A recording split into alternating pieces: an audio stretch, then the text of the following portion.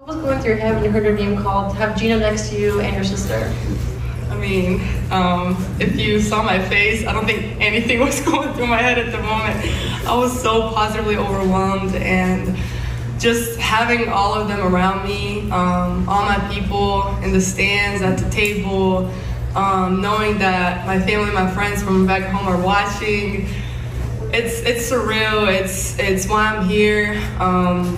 Without them, I would never be here sitting and answering your questions. So I owe everything to them. And I'm just truly blessed and so grateful for Seattle to give me this opportunity. Nika, to your right, first row. Hey, Nika. Congratulations, first of all. Thank you. My name is Brad Parker from The Score. Real quick, you wore number 10 at UConn. Same number as obviously legend Sue Bird. She wore the same one at UConn. And now you're drafted to the same WNBA team that Sue Bird won 4 titles with. So 2 questions real quick. A, how cool is that following in her footsteps?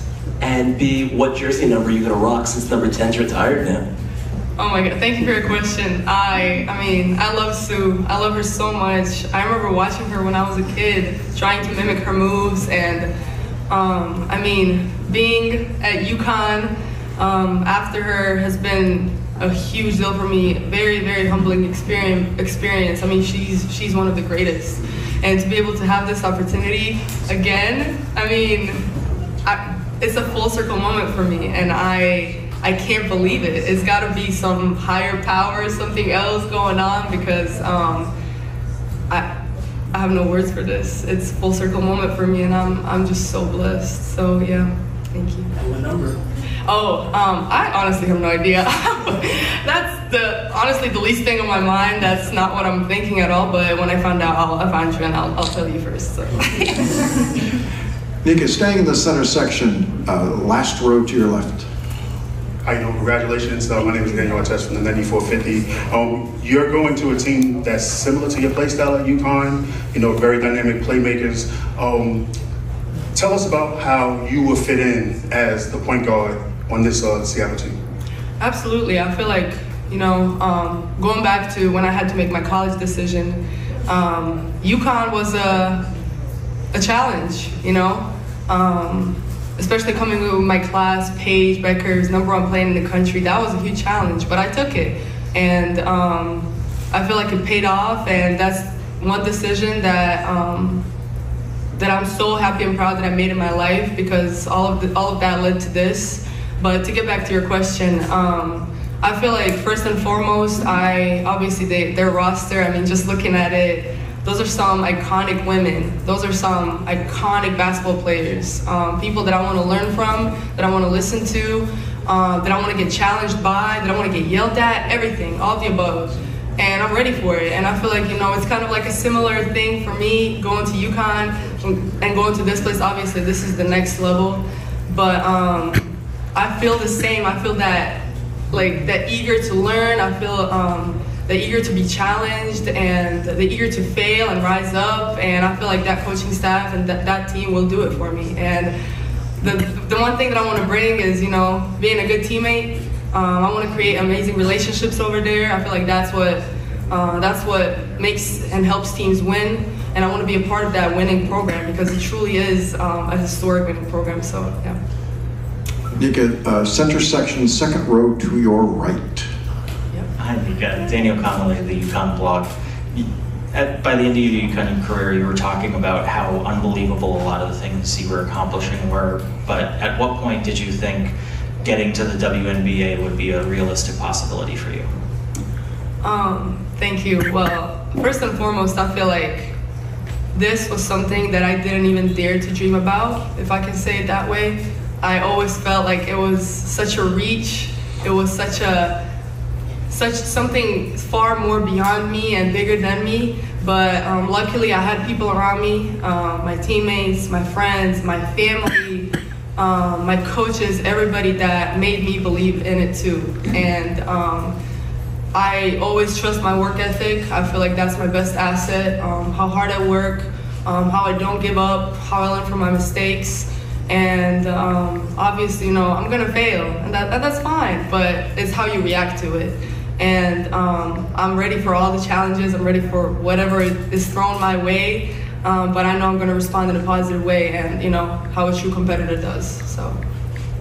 All right, we're going to stay here in the room. We're going to go first row all the way to your right. Hi, Nika. Howard Magdal up the next. Congratulations. I know when we talked back in the fall, you talked about needing to improve your three-point shot, and you ended up shooting 40% on the season. Can you just kind of take me through what that work was, what you were doing with, again, that UConn coaching staff, and how much you feel like that helped you be sitting here at this table today? Absolutely. Thank you for the question. I feel like, as you grow, you learn, and you mature. And when I came in as a freshman, I didn't understand that you don't have to be in the gym all day. It's, how hard you work for those 45 minutes, those 20 minutes, and how consistent you are with it. And I feel like, my coaching staff, especially Morgan Valley, my coach, she kind of helped me, guide me through that. And I mean, my senior year, I spent 25 minutes before every single practice, even on the days that I didn't feel like it, even on the days that I was tired, and shot threes and shot mid-ranges. And that 40% that you mentioned is purely the testament to my hard work and dedication, and her being in that gym with me every time. And I'm so grateful to her, but I'm also very proud of myself and how I, just remain consistent and prove to myself that consistency is the key. Because, hard work, I already have it. Consistency, was the key for me, so. Nika, 3 more here in the room, then 1 on Zoom. We're going to go all the way to the right, second row. Hi, Nika. Alexa Philby over here to your right. Oh, hi. Hello, Congratulations. Kind of going back to the question about Sue, can you just describe a little bit what your relationship has been like with her over the years? I'm sure I'll take on a little bit of a different form now that you're joining Seattle. And then a second follow-up. Seattle is a newer team, has new players like Skylar Diggins and Nika Mühl joining. So did you watch those players at all, just on their other old teams throughout the league, and what excites you about being able to join forces with them? Yes, thank you. I feel like, us UConn players, we're a family. It doesn't matter if you played 30, 20, 10 years ago, or even before that, or you're playing right now, or you are going to play in the future. Everybody's connected, and that's what the coaching staff does a great job of, creating that family atmosphere, that strong bond and connection that lasts forever. And that's how it is with Sue. And she's been over to UConn so many times, whether that's like fun stuff or coming to watch our games, or trying to help us and guide us and give us advice, because we all truly look up to her a lot. And I mean, I'll say it again, it's a full circle moment for me. I mean, all the things that kind of led up to this, it's crazy. I can't believe it. But yeah, I mean, I'm just super grateful, and I can't wait to see her, and I'm sure she's gonna be of a great help, and my mentor and somebody that's gonna guide me, and I want that. But to get back to your other question, absolutely, Nika, Skylar, I mean, those women are incredible on and off the court, and I can't wait to learn from them. And of course I watch them. I mean, Skylar, I watched her so much. Nika, I mean, she hugged me, I almost passed out over there. I mean, it was just, and obviously the rest of the team, I mean, when you look at the names, what they've done, and I always go back to not just on the court, but off the court, with the influence that they have. I can't wait to be a part of that. I can't wait to learn. I can't wait to, just listen and sit back and try to get everything I can from such influential, iconic women. And I'm super, super excited. I can't wait to meet all of them. So.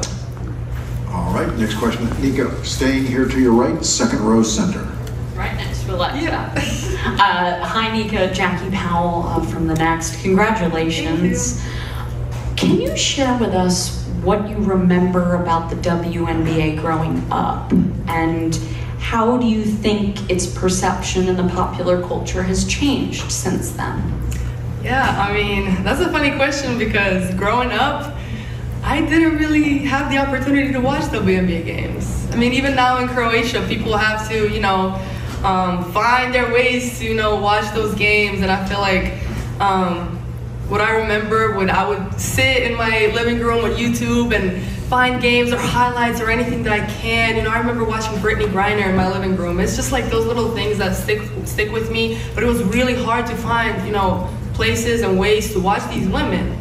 And I feel like seeing now, especially with this draft class that I'm a part of, you know, amazing athletes, amazing people that brought women's basketball to another level. And I always say, I mean, all the players before us that paved the way for us, they deserve their flowers and they deserve to be recognized. And I feel like we're moving towards that direction. And I never think it's too late. I always think it's there's time to be better and improve and grow. And I feel like we're on the right track. Are we there yet? No, we can be so much better. But I feel like we are doing much better, and that's what's important. And as long as we keep doing it and keep giving platform and, you know, the opportunity to these women to speak up and showcase their talents and how good they are, I feel like we're going to be amazing. So. Last two questions, Nika, to center all the way in the back. Emily Adams with the Hartford Courant. Nika, I mean, just what has it been like to share the last couple of days with Aaliyah and go through this experience together, and also to have, you know, Paige and Azzi and all them in the crowd as well? Yeah, I mean, Aaliyah's been there from the start. That's my sister. That's, oh my God. That's my family. I met her even before we both committed to UConn, and I mean, can you guys believe how full circle, like, it's so many full circle moments. I can't even fathom it right now, but we met even before at NBA Academy, BWB, and I loved her instantly, and our bond is so strong. We don't need no words, nothing. It's you can feel it, you can feel the energy, and to be able to be here with her and share this has been nothing but incredible, and something that I'll remember for the rest of my life, because it would not be the same if she wasn't here with me. So I'm so proud of her. She's gonna do amazing. She's gonna do great. Everything that she did, she deserves, and she put her head down and she worked, even without all the recognition that she did deserve, but she didn't get at times. She didn't care. You know, she put her head down and she knew that something great will happen, and it did tonight. I'm so happy for her. But to get back to the other question, Paige, Azzi, Aubrey, Caroline, I mean, all my teammates, you know, watching at home, I love them so much, and I owe them everything, and I can't wait for, you know, my younger teammates and everybody that's coming back next year to have this moment too, because I know they will, and I'll be proudly watching and, you know, cheering for them too. But I'm just so grateful to be able to call them my sisters and my family and have such great support, even though I'm not home. I mean, this is my home away from home. They are my home away from home, so, yeah. All right, last question, because Alyssa Peely is waiting in the wings. We're gonna go to Christos on Zoom. You're up. Nika, congratulations, first of all. And I would like to ask you how coaching, playing under a coach like Gino, and how you vision yourselves into the biggest stage of women's basketball.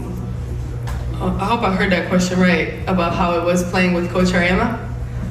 Yeah. Okay. How preparing you for that moment? Yes, absolutely. I feel like I couldn't get more prepared than being at UConn, surrounded by all the coaches, but especially Coach. I mean, he's just a legend. And when UConn called, I couldn't say no. You know, that was the opportunity of a lifetime for me. And every single thing in that culture that he built and in that program aligns with me and who I am as a person and who I strive to be and get better at being. But, you know, just the things I went through with him is, you know, so much. And he's my best friend. He's not just my coach, he's my best friend. And he's been there from the start. When I failed, through the worst things, through the best things, he always stuck by my side and never left. So I'll cherish that bond and that relationship that I have with him forever. And I'm so grateful and happy that he was there tonight, along with all my coaches on the table and in the audience. I mean, they prepared me, they pushed me, they cussed me out when they had to, they yelled at me when they had to, they praised me when they had to, and they just did everything right. And I'm so grateful, because not just as a basketball player they have changed me, but they changed who I am as a person. They made me a better person, and they make me want to be even better. So I'm grateful for them.